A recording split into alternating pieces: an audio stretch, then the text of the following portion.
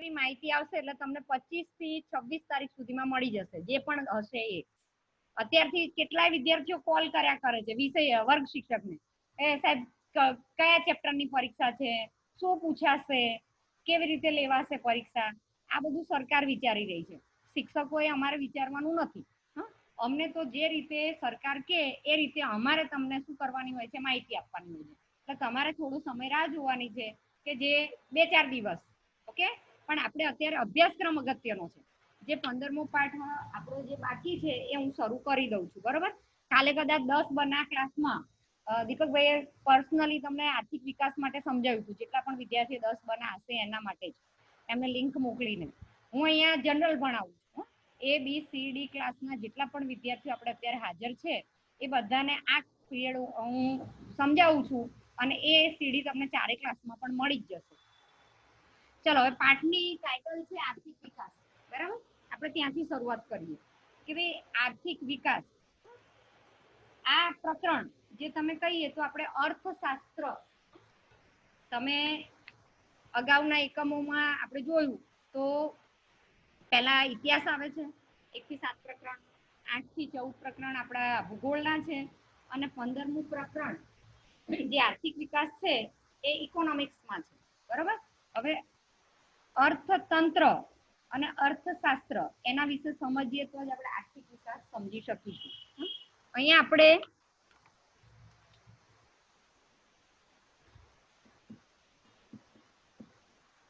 પહેલા હું આનો અર્થ સમજાવું અર્થ એટલે નાણાંને લગતું શાસ્ત્ર એટલે કે કોઈ પણ સબ્જેક્ટ કે વિષય કહીએ છીએ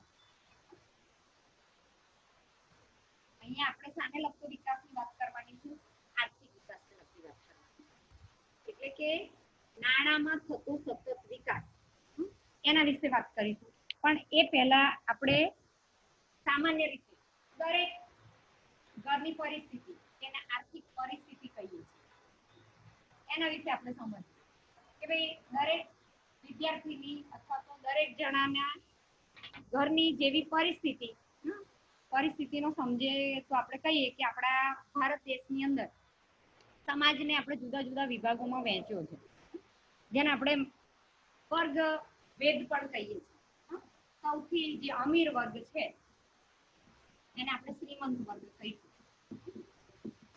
બીજો છે મધ્યમ વર્ગ છે અને ત્રીજો છે ગરીબ કે પછાત વર્ગ કહીશું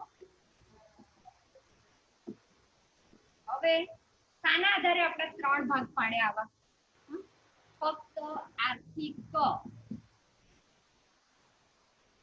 દ્રષ્ટિએ એટલે જેને આપણે કહીએ છીએ કે જેની પાસે સૌથી વધુ પૈસા છે તો આપણે એને અમીર શ્રીમંત કહીશું જેની પાસે ખૂબ પૈસા છે ધનાઢ્ય ધનિક કહીએ છીએ જેની આવક મર્યાદિત છે અને એ પ્રમાણે પોતાની જીવન જરૂરિયાત પૂર્ણ કરે છે તો આપણે એને મધ્યમ વર્ગ કહીએ છીએ પણ જેની આવક ખૂબ ઓછી છે અને પોતાની જરૂરિયાતો બધી જ પૂર્ણ થતી નથી માટે એને આપણે ગરીબ કે પછાત વર્ગ કહીએ છીએ તો આ શાના આધારે આપણે ભાગ પાડ્યા આર્થિક રીતે એવી જ રીતે દુનિયામાં જે સૌથી વધુ કે આપણે કહીએ કે એને પણ 3 ભાગમાં વહેંચવામાં આવે છે સૌથી શ્રીમંત એટલે કે અતિ ધનાઢ્ય પણ એને ત્યાં આપણે ધનાઢ્ય એવું શબ્દ નથી વાપરતા જેની માથાદીઠ આવક વધારે એના અર્થશાસ્ત્રની ભાષામાં શું કરવામાં આવે છે એને પણ વિભાગમાં વહેંચવામાં આવે છે જેને આપણે વિકસિત દેશો કહીએ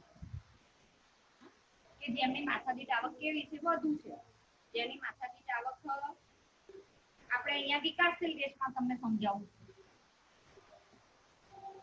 કે $735 કોણે નક્કી કર્યું છે વિશ્વ બેંકે કે જે દેશોની માથાદીઠ આવક $735 થી જેટલી હોય તો આપણે એને શું કહીએ છીએ વિકાસશીલ અને $735 કરતા વધારે હોય એ દેશો વિકસિત દેશ કયા તો આપણને સામાન્ય ખબર હોવી જ જોઈએ કે ભાઈ અમેરિકા છે રશિયા છે જાપાન છે ફ્રાન્સ છે જર્મની છે ઇંગ્લેન્ડ છે નોર્વે સ્વિટ્ઝરલેન્ડ આ બધાની માથાદીઠ આવક કેવી છે ખૂબ જ વધારે એટલે કે મહિનાનો જે પગાર આપણે ગણીએ છીએ એની વાત કરીએ છીએ માથાદીઠ આવક એટલે તમને મહિનામાં કેટલી આવક મળે એના આધારે આ દેશો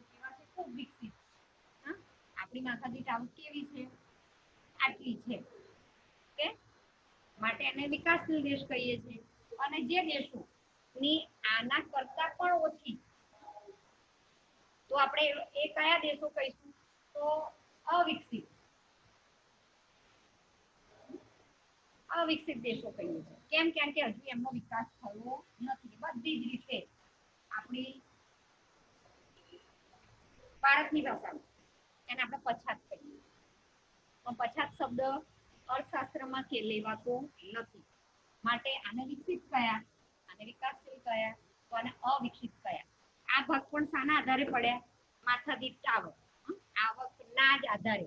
આવક એટલે આર્થિક સમૃદ્ધિ, આર્થિક સમૃદ્ધિ વધુ છે તો વિકસિત દેશ કહીએ છીએ, અને આર્થિક સમૃદ્ધિ ઓછી છે તો એને આપણે વિકાસશીલ, અને જેની હજુ વિકાસ કરવાનો બાકી જ છે તો આપણે એને અવિકસિત દેશો કહીએ છીએ. આટલું સમજ્યા પછી હવે આપણો જે પ્રશ્ન છે કે આર્થિક વિકાસ એટલે શું, પાઠનો મુખ્ય સવાલ જ છે. પાઠનું ટાઇટલ પણ એ છે અને એનો સવાલ પણ એ જ છે કે આર્થિક વિકાસ કોને કહીશું.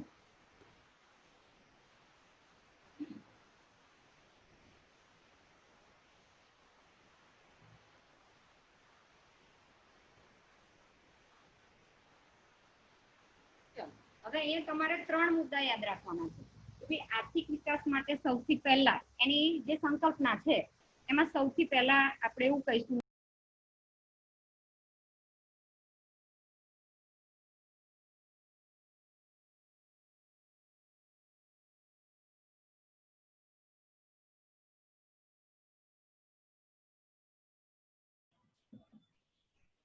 અને ત્રીજું કે દેશના જીવન ધોરણમાં, જો આ થાય તો લોકોનું જીવન ધોરણ શું થવું જોઈએ? સુધરવું જોઈએ.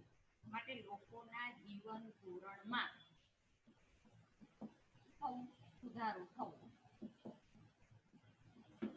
હવે આ ત્રણેયને આપણે સમજીએ કે સૌથી પહેલા તો આપણે દેશની રાષ્ટ્રીય આવક કોને કહીશું? તો જેટલી પણ દેશની કુલ આવક છે, જેટલી કુલ આવકને આપણે શું કહીએ છીએ? રાષ્ટ્રીય આવક કહેવાય. જેને આપણે કુલ ઘરેલું પેદાશ કહીશું, જીડીપી કહીએ છીએ, ગ્રોસ ડોમેસ્ટિક પ્રોડક્ટ પણ કહીએ છીએ. આ જે પ્રોગ્રેસ, આ તો આપણો રાષ્ટ્રીય આવક કહેવાય. બરાબર. હવે અહીંયા આપણે જો દેશની કુલ આવક વધે તો આપણે એને રાષ્ટ્રીય આવક કહીશું. તો માથાદીઠ આવક કોને કહીશું? તો ક્યારે મળે આપણને? વ્યક્તિ દીઠ માથાદીઠ આવકની વાત કરીએ તો દેશની કુલ રાષ્ટ્રીય આવક છે, કુલ વસ્તી વડે ભાગીએ.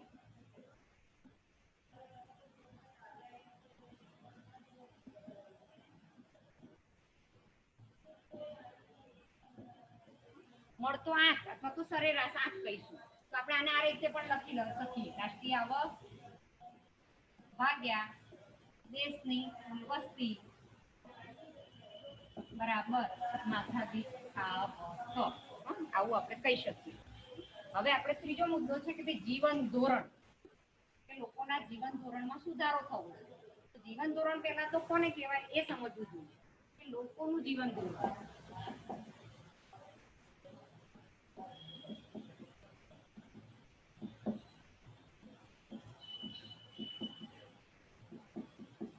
પહેલા તો જીવન ધોરણમાં કઈ કઈ બાબત આવે? આપણે રોજિંદી જેટલી પણ આપણી જરૂરિયાતો પૂર્ણ કરીએ છીએ એ દરેક વસ્તુ અને સેવા બધાને આપણે શું કહી શકાય? જીવન ધોરણ. સૌથી પહેલી આપણી જરૂરિયાત કઈ? તો અન્નની. એટલે કે જીવન ધોરણમાં આપણે શું લઈશું? અન્ન, વસ્ત્ર, જેને ખોરાક, પોશાક, રહેઠાણ, શિક્ષણ, આરોગ્ય, આ કેવી જરૂરિયાતો છે? મુખ્ય, અથવા તો એને આપણે પ્રાથમિક જરૂરિયાતો કહીએ છીએ. પણ એની સાથે સાથે આપણે બીજી પણ અન્ય જરૂરિયાતો રોજિંદા જીવનમાં જોઈએ છે, જેને આપણે કહીશું વીજળી, પરિવહન સેવાઓ, સંદેશા વ્યવહાર, વાહન વ્યવહાર, ઉર્જા, જે વીજળીમાં આવી જ ગયું. આપણે દરરોજ અથવા તો રોજિંદા જીવનમાં આપણે આ બધી જ સેવાઓ જોઈએ જ, અને એ શાના આધારે આપણે પૂર્ણ કરીશું? આપણી આવકના આધારે જ. હવે આને હું સમજાવું કે ભાઈ આપણે ઉદાહરણ લઈએ કે દેશનો આર્થિક વિકાસ થઈ રહ્યો અથવા થયો છે એવું આપણે કઈ રીતે કહી શકીએ? તો આઝાદી પહેલા લોકોની આવક ઓછી હતી. તો જ્યારે આવક ઓછી હતી તો આવક ઓછી હોય ત્યારે આ જરૂરિયાતો પૂર્ણ કરવા માટે એમને શું થતું હતું? અમુક જરૂરિયાતો પૂર્ણ થઈ શકતી હતી, અમુક નહોતી થઈ શકતી. હવે આને ઉદાહરણના સ્વરૂપમાં હું સમજાવું. ધારો કે એક વ્યક્તિની આવક 10,000 છે અને 5 સભ્યો છે. તો આપણે જો માથાદીઠ આવકના સંદર્ભમાં સમજીશું તો દરેકને કેટલી મળશે? 2,000. કારણ કે આપણે શું કર્યું? 5 સભ્યો વચ્ચે વહેંચણી કરી. તો જેટલી મર્યાદિત આવક છે એમાં જ તમારા ઘરના બધી જરૂરિયાતો શું થાય છે? પૂર્ણ થાય છે. આ કયા સમયની વાત કરીએ છીએ? આપણે સામાન્ય ઉદાહરણ લીધું. ભાઈ ધારો કે કોઈ એક વ્યક્તિની આવક 10,000 છે અને એની પ્રમાણે આટલી જરૂરિયાતો એને પૂર્ણ કરવી હોય તો એની આવક એને આટલી ઓછી પડે. પણ ધારો કે કોઈ વ્યક્તિની આવક 50,000 છે અને ઘરના સભ્ય 5 છે, તો દરેક વ્યક્તિ ની જરૂરિયાતો આટલા દ્વારા તો પૂર્ણ થઈ જ શકશે. તો આપણે સામાન્ય સમજીએ છીએ કે જ્યારે કોઈ એક વ્યક્તિનું આવક ઓછી છે તો એની ઘરની જરૂરિયાતો કેવી હોય? ઓછી જ હોય. પહેલા તો ખોરાક, વસ્ત્ર અને રહેઠાણની જરૂરિયાત પૂર્ણ થાય. વિદ્યાર્થીઓ પોતાના સંતાનોની જે મા બાપ શું કરે છે? શિક્ષણ માટે વિચાર કરે છે, પણ અન્ય ભૌતિક સુવિધાઓનો વિચાર નહીં કરે, કેમ કે આવક મર્યાદિત છે. પણ જેવી આવક વધશે તો આવક વધવાની સાથે સાથે શું થાય છે? તમારી જરૂરિયાતો પૂર્ણ થશે. તમને સારા મોબાઈલ મળશે, તમને બાઇક મળે છે. આ બધી હવે થાય છે. અમે જ્યારે ભણ્યા ને ત્યારે આ મોબાઈલનો જમાનો નહોતો. કેમ? કારણ કે એ સમયે આવક પણ ઓછી હતી અને આવકની સામે આ સાધનો ટેકનોલોજીનો વિકાસ પણ નહોતો થયો. એટલે જેટલી આવક હોય એટલું જ તમારું શું થાય છે? તમારી જરૂરિયાતો પૂર્ણ થાય છે. તો આપણે વિકાસ થયો એવું ક્યારે કહી શકીએ? કે આપણી આવક વધે. આપણી આવક એટલે કોની? વ્યક્તિની. પણ એ ક્યારે વધે? જો દેશની ટોટલ આવક વધે તો જ લોકોના પગારમાં વધારો થાય, જેને આપણે માથાદીઠ આવક કહીએ છીએ. માટે આર્થિક વિકાસ કોઈ પણ દેશનો ક્યારે થયો કહેવાય? કે જ્યારે રાષ્ટ્રીય આવક વધશે તો દેશના લોકોની માથાદીઠ આવક વધશે. એટલે એમની દરેક મહિનાની પગાર અથવા તો ધીમે ધીમે શું થશે? વધારો જ થશે, ઘટાડો નહીં. અને જેટલી આવક વધશે એટલા પ્રમાણમાં એ આ બધી જ જરૂરિયાતોને શું કરે છે? પૂર્ણ કરે છે. પહેલા કરતા વધુ સારી રીતે. એટલે વધુ સારી રીતે જ્યારે તમારી જરૂરિયાતો પૂર્ણ થાય તો આપણે એને આર્થિક વિકાસ થયો કહેવાય. બરાબર? એટલે આ બધી જ જરૂરિયાતો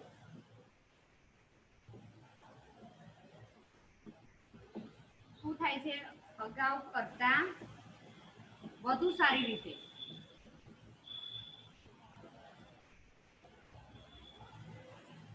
તમે પૂર્ણ કરી શકો અથવા સંતોષી શકો. તો આર્થિક વિકાસ થયો કહેવાય. બસ આ પ્રશ્નનો જવાબ આ રીતે તમે પરીક્ષામાં લખી શકો.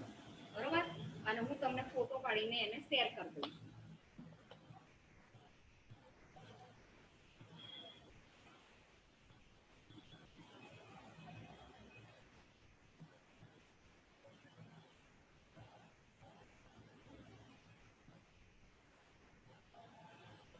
ચલો, હવે તમને અહીંયા ઉદાહરણ પણ આપ્યું છે પુસ્તકમાં. જેની પાસે પુસ્તક હોય તો ત્યાં તમે જોઈ લો. પાના નંબર 120 પર તમને અહીંયા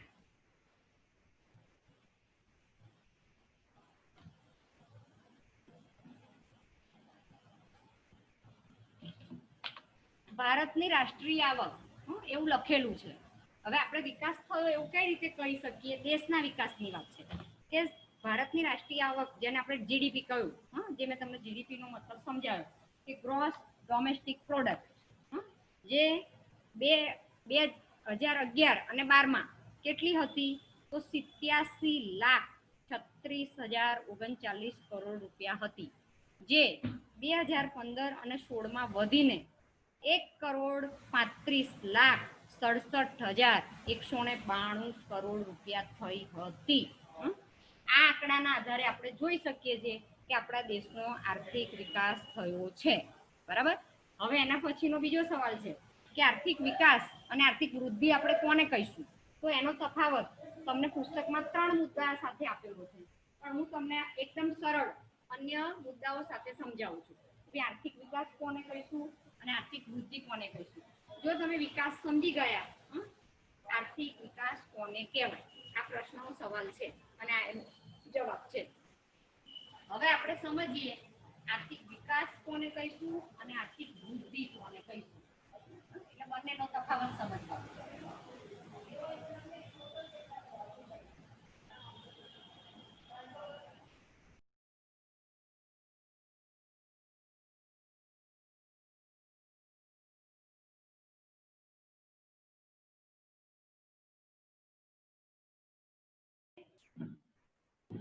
તફાવત એટલે હું તમને અહીંયા લખું છું આર્થિક વૃદ્ધિ અને આર્થિક વિકાસ.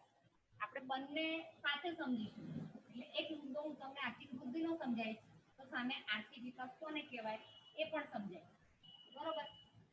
અહીંયા આપણને પુસ્તકમાં પહેલો મુદ્દો છે કે વિકાસની પ્રક્રિયાના આધારે. હવે વિકાસ જે કયો બાબતમાં લીધો છે? દેશના વિકાસની બાબતમાં છે. તો આપણે આર્થિક વૃદ્ધિનો ખ્યાલ કેવો છે? મર્યાદિત છે. પણ આ આર્થિક વિકાસનો ખ્યાલ કેવો છે? વિસ્તૃત છે. આ આપણે પહેલા તો આ મર્યાદિત કેમ છે એ પણ હું તમને સમજાવું છું. બરોબર. કેમ?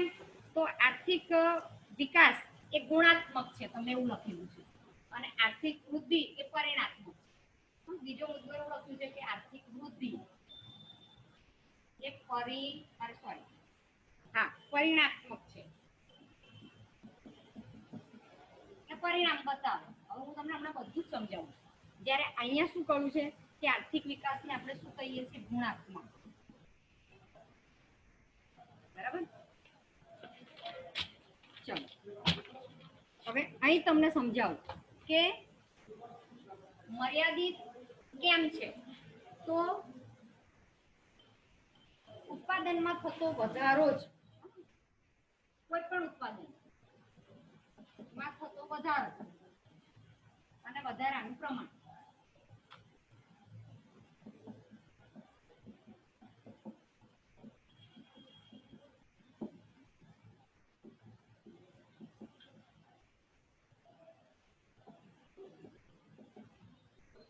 બરાબર. હવે સામે આપણે જોઈએ કે અહીંયા ઉત્પાદનમાં તો વધારો થાય જ છે.